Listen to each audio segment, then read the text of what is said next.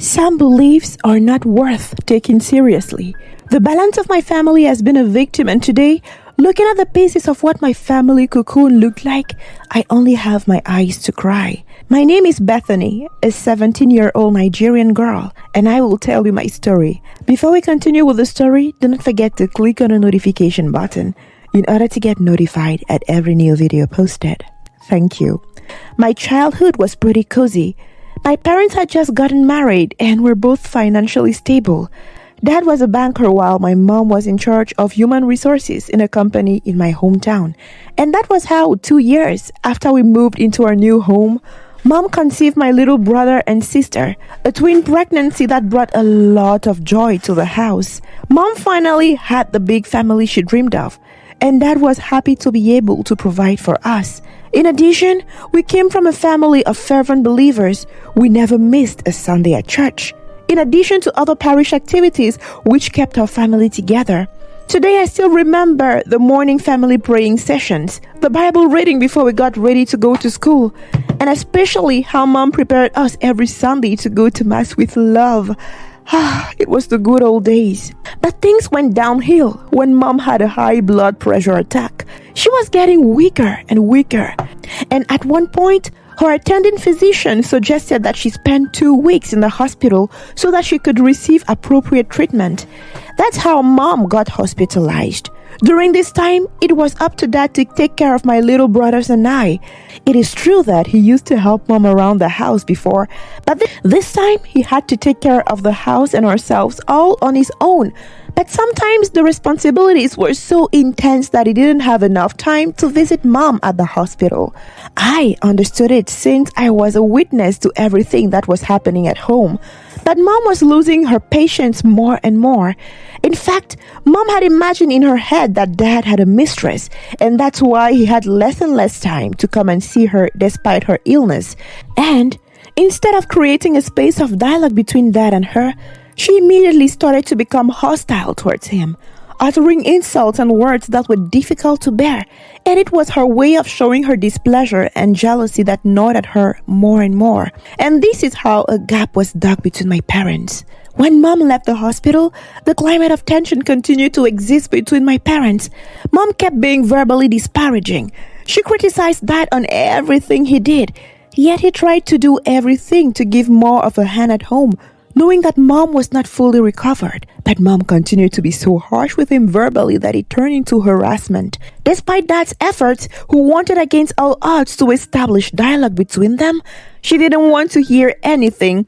She insisted that the only thing she wanted to know from him was to know the identity of the woman he was cheating on her with. Unfortunately, the situation deteriorated at the point where my dad started sleeping outside the house.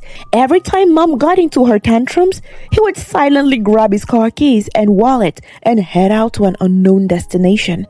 Initially, these nocturnal absences only lasted for one night, but the more Dad tried to avoid her, the more Mom's doubts were confirmed about the fact that he was having an extramarital affair. This is how Mom crossed the course of violence with Dad. Instead of limiting herself to words like she used to, she took to attacking him physically, with spatulas, knives, and other dangerous objects that came to her hand. Since Dad didn't want to give in to violence, he decided to leave the house for a while, to drop the pressure a little bit before coming back to try for the umpteenth time to put out the fire that was igniting at home. 3 weeks after Dad left, Mom asked me to call him and tell him that we had no food at home for several days, no electricity, and even less security since he was gone. She also asked me to tell Dad that she hadn't received her salary since the previous month, so she was unable to take care of my little brothers and I. Of course, the whole story was fake. Mom just wanted to emotionally manipulate Dad into coming home. And the scheme had worked perfectly since Dad came back the next morning with all his stuff. He had treats in his hand that he saved for my little brothers and I. Without saying a single word to Mom, he came into the house and carried us on his knees. It was a happy moment because we were relieved to see him again amongst us. But the joy was short-lived, as Mom once again flew into a rage one night when Dad got a call from the office. I hadn't heard very well what was being told on the other end of the line, But listening to these answers, I understood that he was being asked to finalize a file that was supposed to be brought back to the office the next morning. But because of Mom's unhealthy jealousy, this call caused the most violent argument.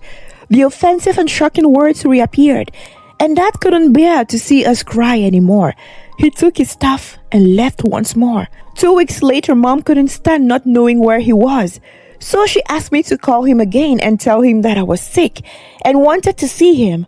Then the next morning, Mom went to see a witch doctor to find out why her husband was becoming more and more distant with her. The witch doctor then told her that Dad was becoming distant because he had joined a sect and that he was preparing to have one of his children sent to sacrifice in order to become rich. Mom was in shock, but she came home and tried to keep her cool. Dad came back the next day and saw me sitting in the living room. He asked me why I wasn't in bed given my illness, and I replied that I was feeling bad because I missed him. He took me into his arms and hugged me tight. Then he gave me a package he had in hands. It was a burger he bought for me, hoping that I would eat it after I took my meds. I ate my burger with appetite.